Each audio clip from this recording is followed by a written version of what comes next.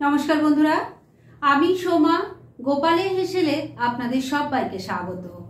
শীতকাল আর পিঠে অঙ্গাঙ্গিভাবে জড়িত, তাই আজকে দুর্দান্ত স্বাদের একটা পিঠের রেসিপি আপনাদের সাথে শেয়ার করছি, যেটা খুব কম উপকরণে তৈরি হয়ে যাবে, অথচ খেতে কিন্তু ফাটাফাটি হবে। তাই চলুন আর একটুও সময় নষ্ট না করে পিঠে তৈরি করে ফেলি। শীতের এই দুর্দান্ত স্বাদের পিঠেটা তৈরি করার জন্য আমি এখানে নিয়ে নিয়েছি 1 বাটি পরিমাণ আতপ চালের গুঁড়ো, দিয়ে দিচ্ছি হাফ বাটি পরিমাণ ময়দা, স্বাদ মতো নুন দিয়ে দিচ্ছি 4 টেবিল স্পুন মিল্ক পাউডার, এর সাথেই যাচ্ছে হাফ কাপ পরিমাণ চিনি, এর সাথেই দিয়ে দিচ্ছি হাফ বাটি পরিমাণ কোরানো নারকেল। এবার সবকিছু খুব ভালো করে আগে মিশিয়ে নিচ্ছি। শুকনো উপকরণগুলো সব ভালো করে মিশিয়ে নিয়েছি। এবার এর মধ্যে দিয়ে দিচ্ছি হাফ বাটি পরিমাণ ফ্রেশ টক দই।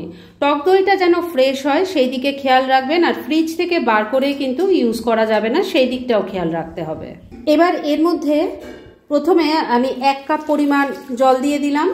জল কিন্তু আরও লাগবে, তবে প্রথমেই বেশি জল না দিয়ে অল্প অল্প করে বুঝে বুঝে জলটা দিয়ে ব্যাটার তৈরি করতে হবে।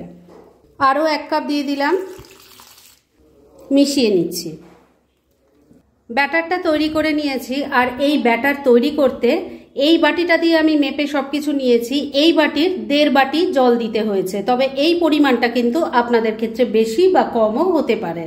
এবার এই ব্যাটারটাকে 7-8 মিনিটের জন্য আমি একটু রেস্টে রেখে দিচ্ছি, আর এই সময়ের মধ্যে এই রান্নার অন্যান্য আনুষঙ্গিক কাজগুলো সেরে ফেলছি। পিঠে তৈরির জন্য ব্যাটারটা তো রেডি হয়ে গেছে, ওটাকে রেস্টে রেখে দিয়েছি। আর এদিকে একটা কড়াইয়ের মধ্যে 1 লিটার দুধ নিয়ে আমি গরম হতে বসিয়ে দিয়েছি। এই দুধটাকে প্রথমে আগে ভালো করে ফুটিয়ে নিচ্ছি, আর তারপর নেক্সট স্টেপের দিকে এগোবো। 2-3 মিনিট সময় নিয়ে দুধটাকে উষ্ণ গরম করে নিয়েছি। এবার এর মধ্যে দিয়ে দিচ্ছি 2 টেবিল স্পুন মিল্ক পাউডার, এর সাথে দিয়ে দিলাম 4টে এলাচ, মুখটা ছাড়িয়ে দিয়েছি। একটা তেজপাতাকে 2 টুকরো করে দিয়ে দিলাম, এর সাথে দিয়ে দিলাম 1 চিমটে নুন। মিষ্টি জিনিসে একটু সামান্য নুন দিলে স্বাদের ব্যালেন্স হয়, তবে এটা দেওয়া একদমই অপশনাল। সবকিছু ভালো করে মিশিয়ে নিচ্ছি। সবকিছু ভালো করে মেশানো হয়ে গেছে। এবার ফ্লেমটাকে মিডিয়ামে রেখে 2-3 মিনিট সময় নিয়ে আবারও দুধটা ফুটিয়ে নেব, যাতে এটা একটু ঘন হয়। তবে মাঝে মাঝে কিন্তু এভাবে নাড়াচাড়া করে দিতে হবে, যাতে দুধের ওপর কোনো রকম সর না জমে। মিনিট 3 সময় নিয়ে দুধটাকে আবারও ফুটিয়ে নিয়েছি, আর মাঝে মাঝে কিন্তু আমি নাড়াচাড়া করে দিয়েছিলাম যাতে সর না পড়ে। এবার এর মধ্যে দিয়ে দিচ্ছি আমি 1 কাপ পরিমাণ চিনি। এর মধ্যে কিন্তু আমি একটু গুড়েরও ব্যবহার করব, কেননা পিঠে একটু গুড় ছাড়া যেন ভালো লাগে না। তবে গুড় কিন্তু এখনই দেওয়া যাবে না, কখন দেব আর দুধটা কেমন থাকলে গুড় দিলে কেটে যাবে না সব কিছু আপনাদের বলে দেব, তাই শেষ অবধি সাথে থাকুন। ভালো করে চিনিটা মিশিয়ে নিলাম, আর আবারও মিনিট খানেক ফুটিয়ে নিচ্ছি। চিনিটা দেওয়ার পর ভালো করে মিশিয়ে নিয়ে মিনিট খানেক সময় নিয়ে আবারও দুধটা ফুটিয়ে নিয়েছি। এবার এটা বন্ধ করে দিলাম। এই দুধ কিন্তু খুব বেশি ফুটিয়ে ঘন করা যাবে না, কেননা তাহলে কিন্তু পিঠের মধ্যে একদম রসটা ঢুকবে না, খেতেও ভালো লাগবে না। যাই হোক, এবার এটাকে এক সাইডে রেখে দিচ্ছি যাতে দুধের টেম্পারেচারটা ঠান্ডা হয়ে যায়, আর এই সময়ের মধ্যে অন্যান্য কাজগুলো সেরে নিচ্ছি। দুধটা ওদিকে ফুটিয়ে ঠান্ডা করার জন্য রেখে দিয়েছি, আর এদিকে ব্যাটারটারও কিন্তু ভালো মতো রেস্ট করা হয়ে গেছে। এবার এর মধ্যে দিয়ে দিচ্ছি 1 চামচ বেকিং পাউডার, হাফ চামচ দিয়ে দিচ্ছি বেকিং সোডা, ভালো করে মিশিয়ে নিচ্ছি। বেকিং পাউডার বেকিং সোডাটা ভালো করে মিশিয়ে নিয়েছি। এবার ব্যাটারের কনসিস্টেন্সি কেমন হবে সেটা একবার দেখে নিন। দেখুন, খুব বেশি ঘনও নয়, আবার খুব পাতলাও হবে না, এইভাবেই কিন্তু ব্যাটারটা তৈরি করতে হবে।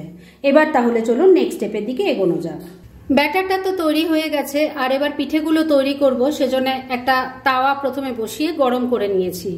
এর ওপর একটা আপ্পাম প্যান বসিয়ে দিলাম। এই হোলগুলোর মধ্যে দেখতেই পাচ্ছেন সামান্য একটু অয়েল দিয়ে ব্রাশ করে নিয়েছি। এবার এর মধ্যে ব্যাটারটা দিয়ে দিচ্ছি। ব্যাটার কিন্তু পুরো হোলটা ভর্তি করে দেবেন না, কেননা এটা ফুলে যাবে, তো তাই আর্ধেকই দিতে হবে। বন্ধুরা, আপনারা আমার রেসিপি দেখার সাথে সাথে আমার ফেসবুক পেজ গোপালের হেসেল, তাতেও ভিজিট করতে পারেন। ডেসক্রিপশন বক্সে লিংক দেওয়া আছে। সবকটা হোলের মধ্যে দেখুন ব্যাটারটা দিয়ে দিয়েছি। এবার ফ্লেমটা একদম কমে রেখেছি। এই ফ্লেমেই ঢাকা দিয়ে 3-4 মিনিট এটাকে রান্না করে নিচ্ছি।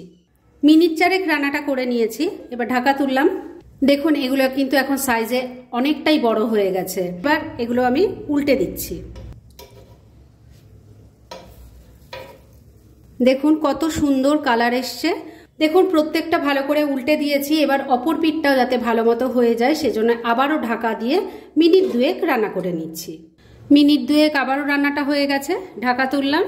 এবার কিন্তু পিঠেগুলো দুদিক থেকেই দেখুন খুব সুন্দর রং হয়ে গেছে আর তৈরিও হয়ে গেছে খুব ভালো মতো। দেখুন প্রত্যেকটাই কিন্তু খুব সুন্দরভাবে তৈরি হয়ে গেছে। আর এইভাবে প্রত্যেকটা তৈরি করে নিয়ে তারপর নেক্সট স্টেপের দিকে এগোচ্ছি।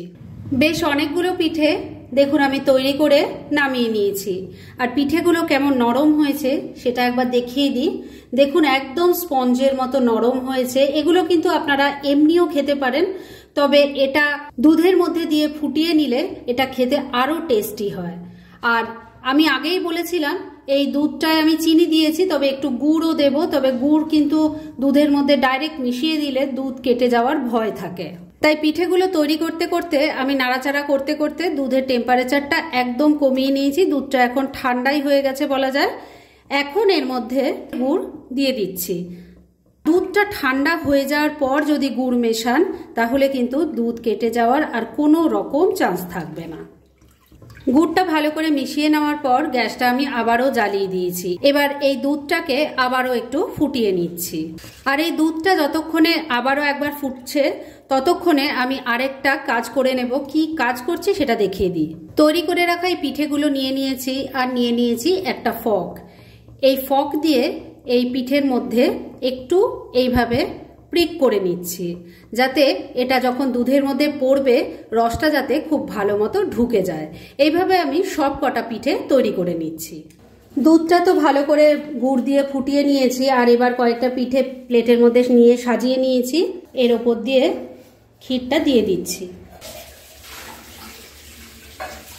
এবার এটাকে এভাবেই 20-25 মিনিট আমি রেখে দেবো। আর তাহলেই কিন্তু রসটা খুব ভালো মতো ঢুকে যাবে।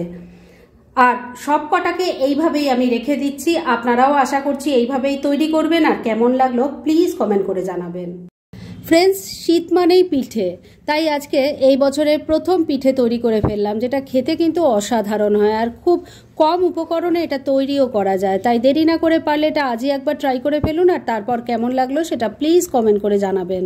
এরকম ধরনের অনেক ভালো ভালো নিরামিষ রান্নার রেসিপি আপনারা গোপালের হেসেল সার্চ করলেই পেয়ে যাবেন, যার মধ্যে থেকে কিছু কিছু আমি সাজেস্টেড বক্সেও দিয়ে দেবো, সেখান থেকেও আপনারা দেখে নিতে পারেন।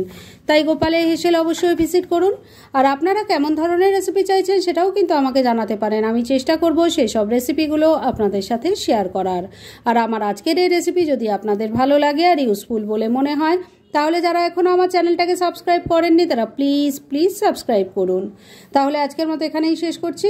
পরদিন আবার এরকমই কোনো ভালো রেসিপি নিয়ে চলে আসব। আপনারা সবাই খুব ভালো থাকুন, সুস্থ থাকুন।